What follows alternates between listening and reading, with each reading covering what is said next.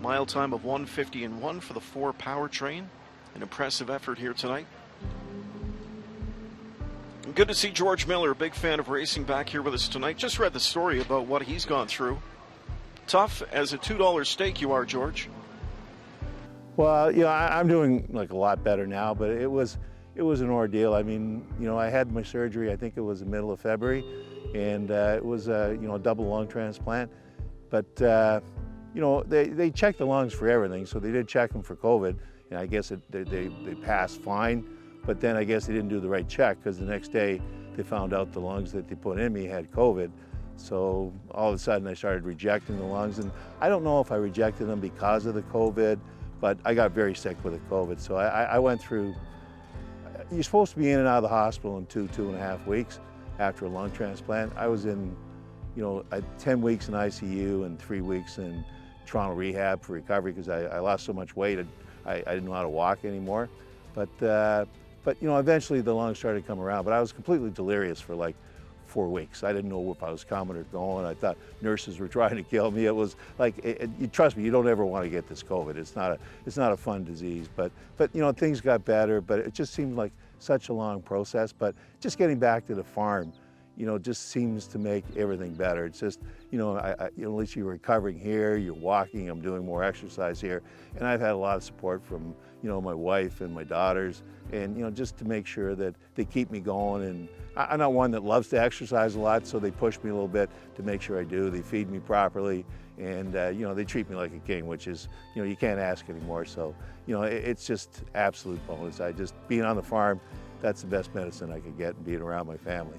I was living in a different world, but once I started realizing where I was, I had, Nick sent me a video of 4 or 5 of the colts training together, and it was the whole mile, and it was like they were going in a nice set, and everything just looked perfect. And it just, when I saw that, it just perked me up so much. I think I must have watched the replay of that video like 100 times, and it just got me pumped that they were, and they were only training, I think, in 25 at the time, so it wasn't like they were getting ready to qualify. But then I started getting updates on the horses, and then we had foals being born, so Steve Samus kept sending me pictures of foals when they were born, so when he first started turning them out. So that seemed like that swallows, and it just got me anxious to get back to the farm. And then when I speak to my wife, I'd say, well, go up to the barn and take some pictures of the horses, we'll FaceTime up there. So just, seeing all that was great. But I was just anxious to get back, because there's no TV in those hospitals, so you're just staring at a wall all the time, and there's a lot of times I couldn't sleep at night. So, what do? You think about horses, so, and your family, but I have to throw that in. But you think about horses a lot, so yeah, it's, getting back, being here with the horses means everything. Yeah, so it's what I've always loved. Been doing it for 43 years now. So I had a lot of horses with Greg McNair before. I've had some with Pelling. I've had a lot off the farm with Eric for the longest time. And, but, I took notice of Nick when he got one of my horses, probably about 5 or 6 years ago. I think it was, I'm not sure it was Burning Shore or who was, but anyway, he did quite well with the horse. And we had some that we do well with off the farm, some we weren't doing well with. And I had some that I just started sending to Nick. And, he trained them, and he did quite well with them. And so we had some we raced off the farm, some we raced with Nick.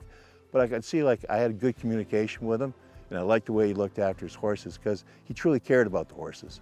And it wasn't just a job. Like, he cared about them, he cared about their welfare, and I kind of liked that. So I asked him a couple of years ago about coming out to train the colts and stuff like that, and he just needed a little more time to think about it. But I think, because it's a big transition just going to colts as compared to going overnight horses. So the last time I was talking to him, I think he's starting to enjoy training colts now, so I think he likes that. Well, I first started training for George in 2017. I got a horse called Secrecy. Initially I wanted to buy him because I bought a horse from here a couple of years prior to that and did pretty well. But he said he still needed to make some money over the winter with this horse, so he gave it to me to train, and actually we did really well. And then from there on, it was just kind of a constant flow of like aged horses for George. And we did quite well, and he approached me about coming to work here. Well, actually, he'd been talking to me about it for a few years, and then finally I made the decision to make the switch over, and try and start training these horses from ground zero, I think that way we've been really lucky, and obviously it's a gorgeous facility, and I've never really had the opportunity to have 17 paddocks with turnout sheds, and I'm really big on turning out, so I think it keeps the horses' heads right, and I just think it a lot of advantages being here. Obviously we're a little bit away from Mohawk, but I think the advantages outweigh the negatives. You could tell him anything about a horse, and he's never going to get mad at you as long as you're telling him the truth. And I think that's been the biggest thing all along between me and him, is I can tell him, everything. There's nothing that's not told. And I've always been like that with all my clients, but George just seems to really take bad news, just as well as he does good news. Obviously, he's a lot happier when we give him good news, but bad news, he just, he accepts it, and, he knows that I'm going to do whatever I can to help the horses, and everything I do is to benefit the horses, and he understands that, and I think that's what he wants as well. So, it works really well. We had an idea what was happening, but obviously they kept it pretty close within their family, understandably, but everybody was really on pins and needles. He's just such a great guy, and he's helped everybody so much around the farm that you'd hate to see anything happen to him. And obviously the horses, he's got such a massive group of horses.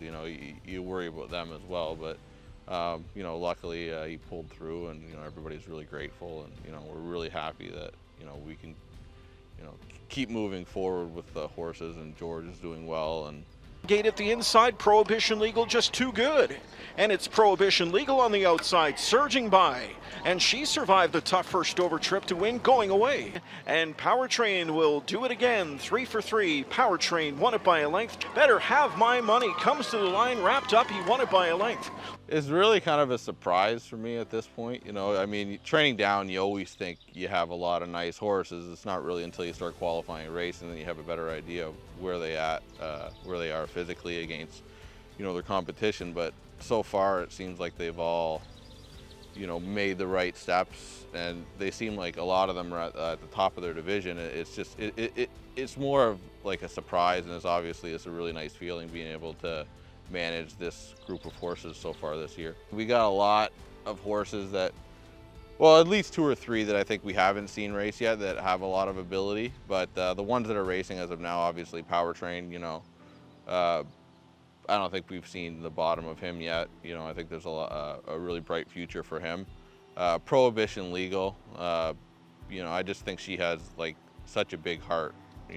Everything that she's gone through to get to this point, to the races, and she just has that desire to win. And Better Have My Money, I think he's going to have a really big year. He's just such a big colt, and he's still kind of learning the ropes of racing. And we haven't seen the end of any of these horses yet, and I'm just really looking forward to seeing what they can do when they start to meet higher competition.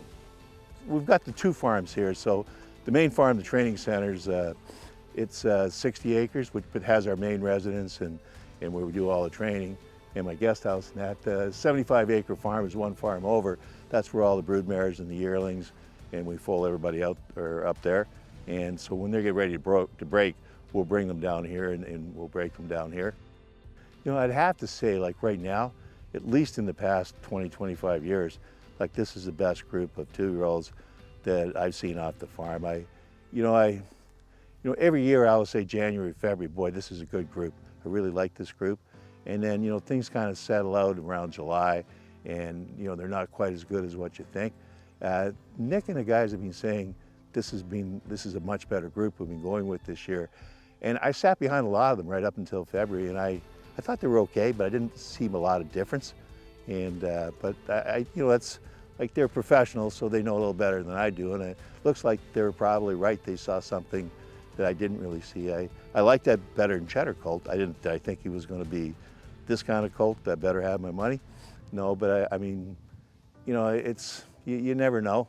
But to have such a diverse group right now is good, because I think I was saying Nick's got a couple of trotters that we did buy at the sale. It's the only homebreds we're not racing, and one in particular, a muscle mass half sister to Fashion Frenzy, he thinks could be the nicest trotter, quickest trotter he's ever sat behind, and she should race this year. She's just a little bit behind, and yeah, just to have those in the wings, and those are the ones I was expecting.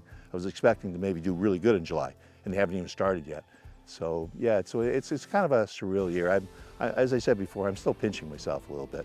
My goal is being alive, having these new lungs, and the farm. My life is perfect. I've got a beautiful wife, I got great daughters, I got phenomenal grandchildren. My life can't get any better than it is right now. So yeah, there's not a race out there that, I mean, I like to race in a bunch of them, but no, you can, I'm happy to go up to Hanover and win a grassroots race because I like going up there. I've won a lot of big races. I had ball and chain. We won a lot of the big ones. It's, you know, it's something about breeding your own and having them off the farm and going with them start to finish that makes them a little bit extra special. So yeah, I mean, I'm just going to enjoy this year, take it in. I know with 2-year-olds and sometimes with 3-year-olds, it's so fragile, like anything can happen. I feel fortunate this year that we're not dependent on just one 2-year-old or one 3-year-old, that we've got a bit of a diverse group. So hopefully they can hold it together.